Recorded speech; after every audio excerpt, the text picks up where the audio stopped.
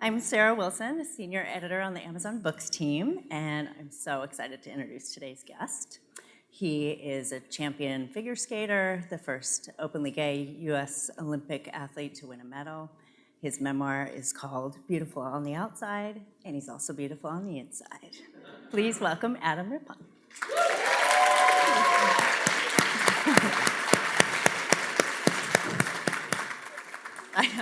I know, I almost broke Amazon. Good try. Hey guys. Thanks so much for coming to see all of us. This is great. I mean, my pleasure. Stars on Ice to book tour. How's that? So you don't burn as many calories on a book tour than as you do skating. So if I'm a different shape than you remember me, just forget about it and don't worry about it. Consuming a few more calories. Yeah, I'm like carbo loading, but like instead of like to compete better, it's just like stay alive. You've had kind of a mixed feeling with food over the years. You had a period of time where you were like, you probably can't ever look at an apple again. No, so like when I first moved to California,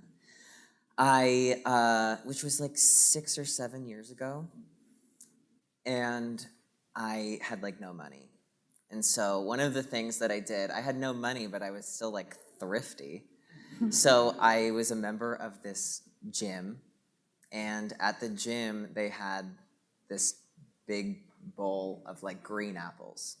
So I didn't have a lot of money for groceries, so I decided it's just economical if I steal all the apples. And so they also had Tezo tea, so I was like broke as fuck, but I was having like the $8 tea from Starbucks, so I was poor, but I wasn't dead. And your mom kind of taught you the whole like, persevere, do what you have to do, fake it till you make it. Totally. I think that there were so many times in my life where now looking back, I can't believe all of the crazy things that my mom did so that I was able to achieve my dreams. I think like when you're a younger kid and you see your parents doing things, you don't really realize how brave they're being and the courage it takes to do those things until you're older and you're like, oh my God, I'm the same age as my parents when they were doing these different things. So now looking back, I was so grateful then, but I'm even more appreciative now. When you were writing the book and you were kind of remembering all of those things, and like an image that sticks with me is your mom on a Zamboni. Yeah. Like hugely pregnant. Yeah, could you imagine your own mom on a Zamboni?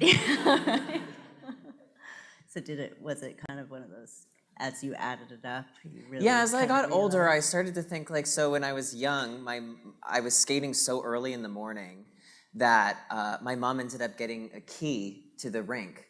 And then she learned how to drive the Zamboni, which is like a $150,000 machine. So it's like a Tesla. And it was like a Tesla before its time. And so my mom learned how to do it with like, being 8 months pregnant. And I just think about that now and I'm like, wasn't that dangerous? Like, That's pretty great. Yeah, that's all I have to say. Like, wasn't that dangerous? Like, okay, well, you did it. Are you guys close now? Yes, we're very close. I think I've always been really close to my mom, and I wanted to share a lot of our relationship in this book.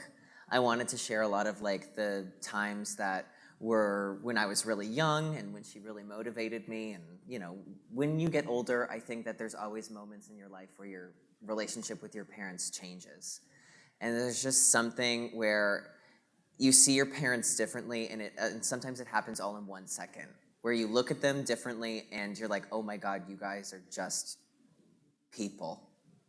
And that's such a weird and scary moment to have in your life, because for so long your parents are your heroes and they're the like lawmakers, and then you realize and you see a little bit of yourself in them and you're like, oh my God, you didn't know what you were doing.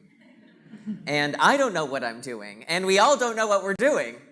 And I think that as I've gotten older, I've been to appreciate, I've begun to appreciate and do appreciate so many of the things that my mom especially has done for me. You really had to kind of go your own way when you decided to come out before the Olympics. She felt like that was not a good move, and that was kind of your... Well, my mom grew up in a different time. Absolutely. And I think that things have to move forward, but people need to say things for them to move forward, because if we don't say anything, nothing changes.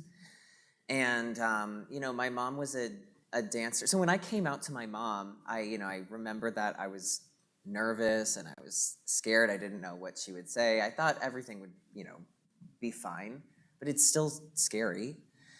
And I came out to my mom and I said, I'm gay. And surprise, like I know you must be, this must have blindsided you. And are you gonna, my mom was like, you were inside me. Like, I know. And I was like, ew. And also, touche. And so I told all my brothers and sisters, and I decided I didn't want to be dramatic and be like, stop dinner, and be like, there's something I need to tell everyone. So I did the most dramatic thing, and I told everybody separately, but I'm one of 6 kids, so I came out 8 times to my family. And the reaction from everybody was just, okay. And nobody cared, which is, I think, the best reaction. I don't know what reaction you want when you come out. I think your sister's was pretty fabulous. My sister cried because she said it's what she's always wanted. Which I'm like, maybe aim a little higher, but I get it, though. I get it. It's amazing. But maybe maybe you should a little further than that. What were we talking about? Just your mom and the Olympics. Oh, coming yeah. out. So my, this happens so I've been on the book tour for a week and a half now. Literally every single talk I give, I have at least once completely fucking forgot exactly what I'm saying. And then I'll go off on a tangent about something and I'm like, yeah, but at least I'm thin. And I'm like, but what was the question? And I'm like, so, my mom's reaction was very positive, and I felt very accepted, and it was great. When I said that I wanted to come out publicly, it was the first time my mom was like, I don't think that's a good idea. And I felt like, shit, that was not what I thought I was gonna get. And talking to my mom about it, my mom said that she felt like going to the Olympics is this very chance thing, where not everybody gets to go. Sometimes it's based on timing and luck. Not sometimes, it is based on timing and luck and skill and everything. There's so many components that go into qualifying for the games. And my mom thought it wouldn't be fair if me sharing that I was gay and my coming out story was something that kept me off the team. And I remember telling her that if it was the one thing that was going to keep me off the team, then I didn't feel like I should go anyway. And I think in the time that my mom grew up and she was a dancer. She went to school in Pittsburgh and was a part of there's a big dance community there. And my mom lost a lot of her gay friends to AIDS, and she saw the way that they were treated, and she, of course, loved me and accepted me, but I don't think she ever wanted that for me, to be treated or to be limited in opportunities that I might be able to have.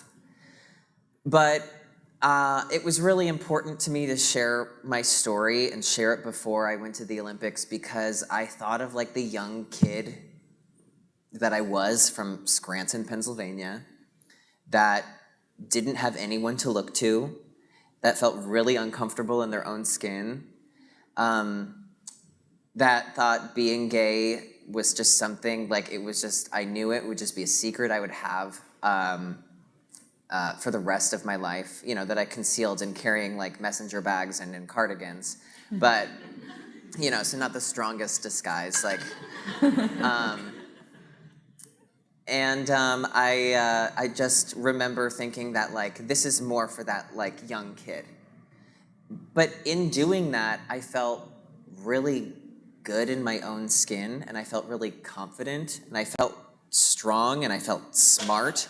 And I think because I was out, I felt like a much better athlete, and I was a way better competitor too. Just because you could fully be you. Yeah, and I think Bring it especially all. in skating, it's like you have 7 minutes to like prove who you are, which is a crazy thing. You have just this short amount of time to like show what you've got.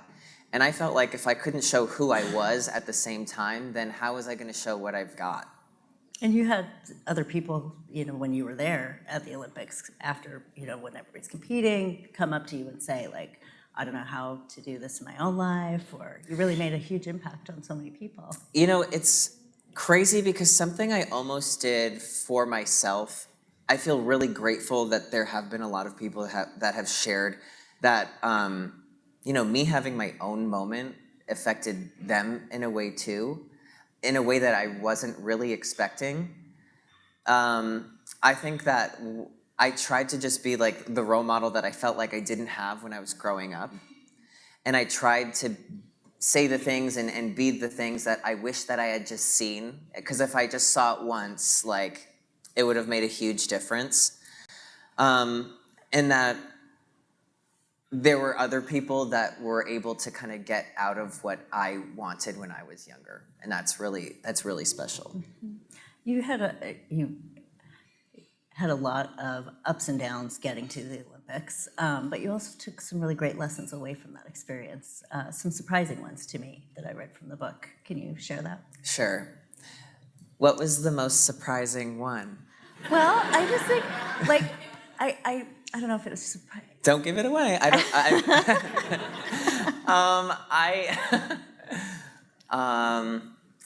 I think like the biggest thing that I learned was that like I used to be so embarrassed by like the disappointments that I would have and the times where I felt like I had failed, and I think I used to almost lie about the way that I was feeling and hide so many things. And I think like as a competitor and as an athlete, I think this is why you see so many athletes and you're like, we don't really know them and they don't say much because there's this level of not wanting to show vulnerability as an athlete that you never want to be exposed as anything less than like a motherfucker who's gonna get the job done. And you want to, it's hard to be more than that. And I remember I can recall so many circumstances where like, there's like, you could be when you're getting ready to go to an international competition, there's usually this press call. And it's like, it's like a conference call and there's like 10 journalists on the phone and you're having this conversation with them and they're gonna ask you like, how are you feeling, what's going on? And I can tell you 1,000 times where I've had this call and I've had this practice that's just been awful right before. And go to the locker room and I'm like, I think I have to quit now and like, how am I can never skate again, I'm so awful. And then I'm like, get on the call and they're like, how are you feeling? And I'm like,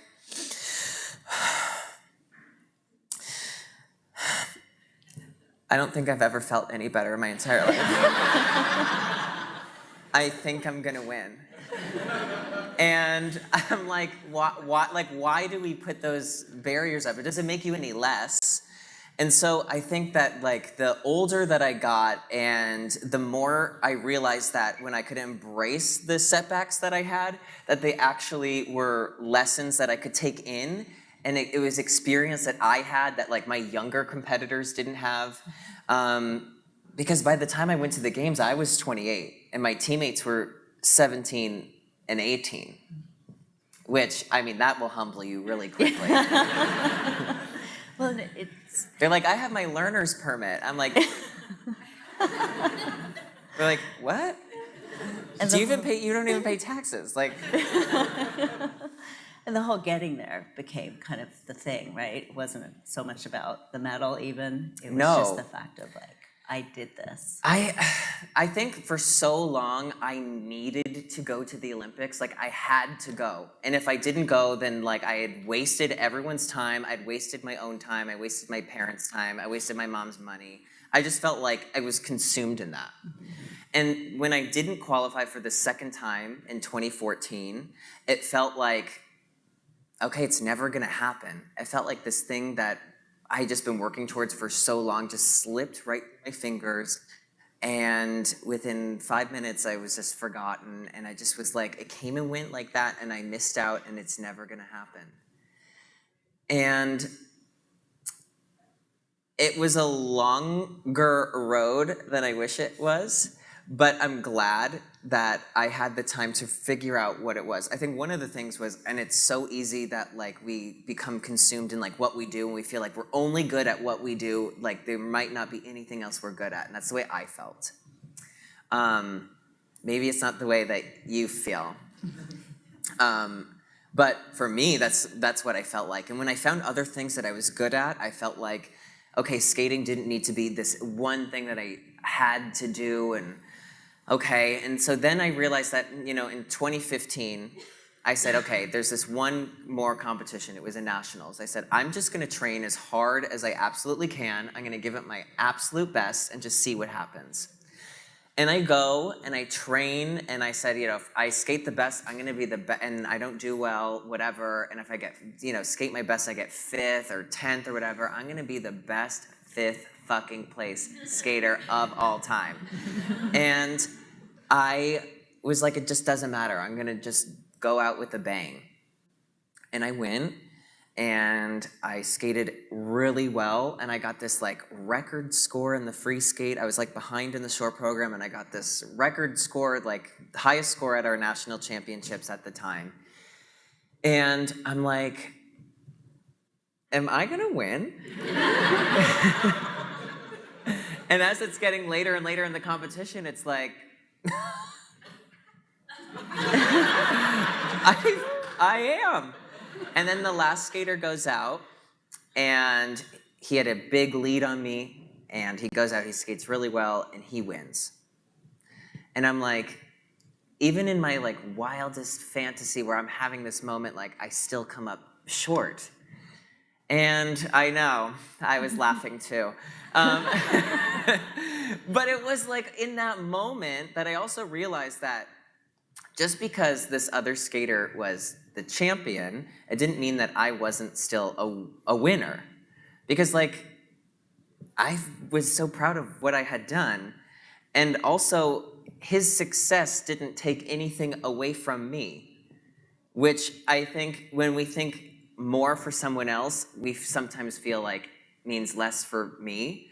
But sometimes more for someone else doesn't mean less for you. You can still like respect and you can still be happy for your competitors. And I think as an athlete, sometimes you feel like that's a weak thing to do, that you should be hungry, you should be like want to beat them.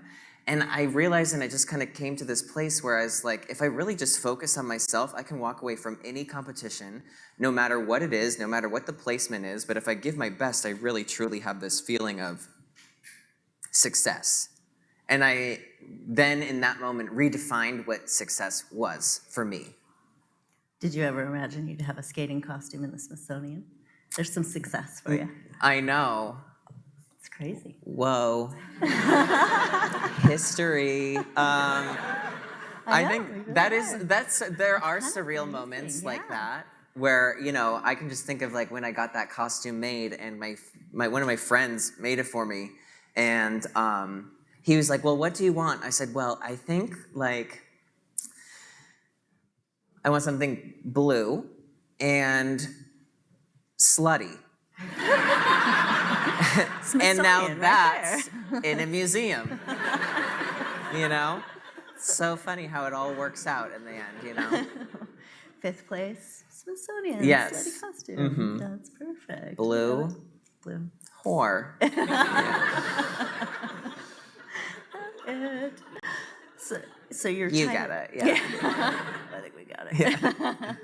Yeah. The book title came out of a tweet that you had during a very prickly time, little moment. You wanna tell Yeah, us about that? you could say that. Yeah. So when I went to the Olympics, and part of like being honest and genuine was like I wanted to give these interviews and I wanted to answer questions honestly. And before the games, I was asked about Mike Pence leading the athlete delegation, and I said, in that moment, I had an opportunity to not say anything, to elaborate, or to pass over. And I said, you know what? I'm just going to answer it honestly. And I answered it honestly. The interview came and went, and it was just that. It was left at that. They did reach out, and I did say no to have a conversation because it felt like a photo op.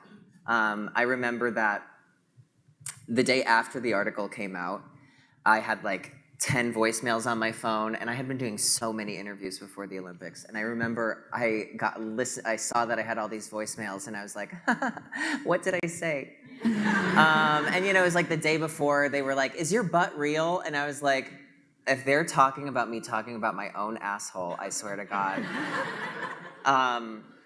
Bringing so much shame to my family. But they weren't talking about my asshole. I'm gonna let that sit for a second. And they said that the office of the vice president had reached out. And at first it feels like an opportunity to maybe make change. And then I start to think about it, and I'm just like, you know what? I think this is just a photo op. Mike Pence didn't know who I was 2 minutes before he read that article, and why does he want to talk to me? Somebody who's not an Olympic gold medal favorite, 30 years old in a sport where there's a bunch of teenagers and girls who haven't had periods yet. And, and I'm like, but I'm 30 and gay. And I was like, you know what? He doesn't care. I think that the thing that made me different was that I had a voice, and I was using it in a way that a lot of athletes are sometimes afraid to. And I think he just wanted to shut it down before I started using it in the way that I wanted to. And I remember one of the calls I had was with the media relations woman from US Figure Skating, who basically was like my liaison to the Olympic Committee, because I'd known her for so long. And her name was Barb, and as her name might suggest, she was a lesbian. And any Barbs? No, exactly. So she calls me and she's like, I think we got a problem. I'm like, yeah, I think we have a problem, Barb. Like,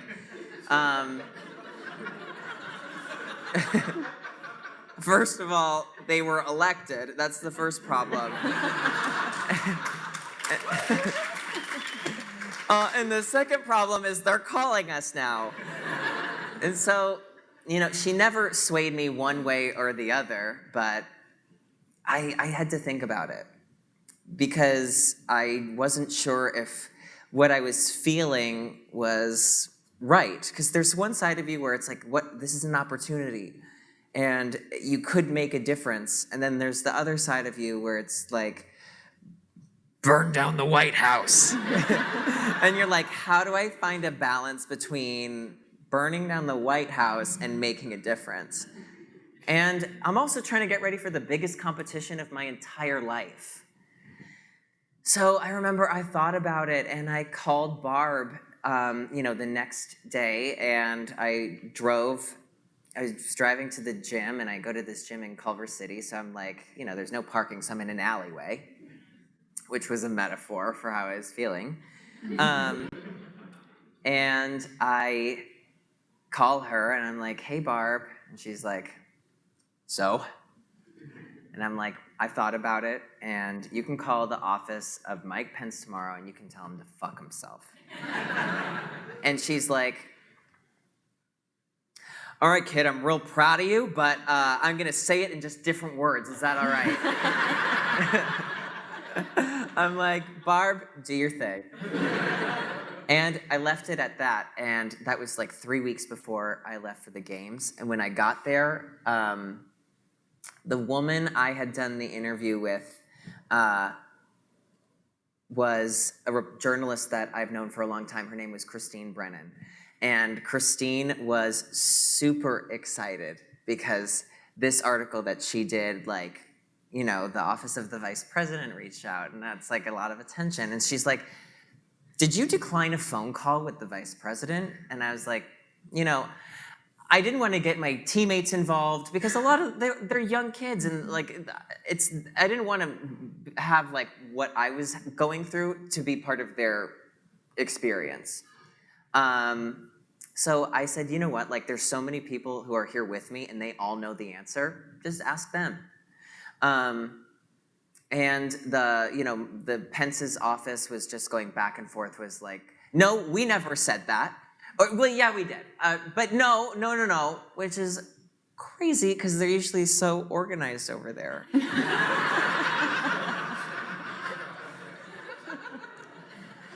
And they've had it together. They forgot, and then they didn't forget, and then they have it all together. And they turned it into this big thing that was never my intention for it to turn into. And it's because they're a fucking mess. And I realized that in that happening, it became, and my Olympic experience became more than just mine. And it was the first time I ever like competed or was anywhere, and I felt like I was not out there alone. And I wasn't representing myself. I was representing so many other people. And I felt that energy and that like force around me, and it felt like protective. There was another guy that we worked with from US Figure Skating, and he told me that his brother called him, and he was with his wife, and he said, you know, hey, how's it going? He's like, well, we can't wait to watch like Adam Rippon skate. We're like so invested. And, you know, his brother never watched skating before, and now he was like naming somebody. But it was just like, I felt like there were a lot of people watching, and I felt like I needed to like really step up. And I felt like because of everything that I was saying and everything going on around me, like my skates were so not about the medals at that point that I just they needed to be perfect, because they needed to like represent that I was not only like had a big mouth, but like could step up and show up. Because if I didn't, then I would just be, you know, the gay big mouth clown who went to the Olympics. Like, why didn't you send some like a real athlete? And I was like, I don't ever want anybody to use that defense of like, you know, you didn't belong, because I was like, I do belong. And I think like those skates, there was just so much more on the line in those moments than like ever before. Like, I don't know how I didn't just diarrhea myself to death in that week. That happens in the book. Just It FYI. does, yeah. I have my fair share of poop candid. stories. Yeah. I know. It's really great. I mean, Everyone poops though, so it's like not everyone writes about it, you know. not But everyone's it's given the great. opportunity to I write love about that. their own Yeah. stool, you know? I know, it's true. Which, if you get it, I say take it, you know? That was one of the things I loved. You're just so fun. It's like your personality on the page when you're reading it, and you call somebody out early on, like you might say, you know, oh, so and so, you know who you are, but you like name them. You know? Yeah, It's I'll be like, someone you who- know who you are, Lisa. Yeah, Lisa Smith. Yeah. You know, it was Yeah, like, I know. lest I there was be like any one step away confusion. from putting in like a phone number and an address. Yeah. So Who legal- cares? Don't be a bitch, you know? I don't know. You talk about your kind of your inner Winnie Cooper, Mm. your sort of thing with Winnie Cooper. Do you? So like when I was young, I mean, loved the Wonder Years. I watched a lot of like TV Land growing up. Love that for us. Good move. And I remember that like I love the Wonder Years. And so Winnie Cooper, there's this one scene where she like goes to school and she gets a test. she's so nervous about the grade, and she grabs it, runs into the closet. She closes the closet door. She shuts all the blinds and everything. Not in that order. It's like she doesn't have like windows in her closet. So she goes, yeah, could you imagine like fucking Winnie Cooper has this like huge closet? No. So she shuts the blind, she goes into her closet, she closes the door, she opens the test, and she has a flashlight, she looks down, 100. So I remember there's like, when I was really young, like I was a perfectionist. And I got this one test that I was really nervous about, and I tried to do the same thing. Because I was like, it worked for Winnie. And so I have my test, and I run into my room, and I have like a small window, and I'm like, okay. I open the blinds and to close them back up. So like for the drama. I run into the closet, and the closet is like stays open because like when my parents like built the house, like, you know, I have to drag it across the carpet. So it's like I go in, I'm sitting in like a laundry basket that's collapsing under my weight. I was like 42 pounds, so it was like not a lot of weight, but still collapsing. And I remember looking at the test, and I'm like, okay, here it goes. Like, for the sake of this, like, you know, ritual, I had to do all of these things. And I opened the folder, and I look at the test, and I got a 99. And I remember I fucking lost it. And that's how I had my first nervous breakdown. But not my last. So I know we're going to get to audience questions here in a minute, but I don't want to leave without break the ice with Adam Rippon. Tell us about that. It's so fun to watch. So I've had really great opportunities since the Olympics, and I've tried to take advantage of them all. And one has been writing this book, and another is meeting so many incredible people. And one of the things I get a lot is that, oh my God, I would love to go skating with you. And I got to create this YouTube series where I can bring people onto the ice, and they can tell me about, you know, it's really great people, and they tell me about what they do, but I make them skate at the same time. So there's nothing like putting someone's life in danger while that's happening. So I've gotten to do that, and then really recently, with all these like streaming platforms that are coming out next year, I sold a show with Hearst to Quibi, and the show is called This Day in Useless Celebrity History. And we're on like the daily platform, so we sold, I think, like 130 episodes. And basically on that day, we'll find some bullshit that happened. I'm gonna do a deep dive, and I'll just like act like I'm Diane Sawyer trying to get to the bottom of whatever it is. So, the dream. This is really your passion. You say in there, skating is amazing, but I think my passion is entertaining people and making people laugh. And yeah, I think I was always a performer, and I think when I was at the Olympics, it was the first time that I realized that like skating was my outlet to be a performer for so long. But while I was there, I realized that I loved making people laugh. I was always like the person that made people laugh, but I always thought my outlet to do that would just be, you know, at parties or like in groups of people. I never thought it could become like a job, like I'm working. Like this is work. And so far I've talked about shitting myself twice. So, and I mentioned girls without periods. Like, that really did well on this side of the room.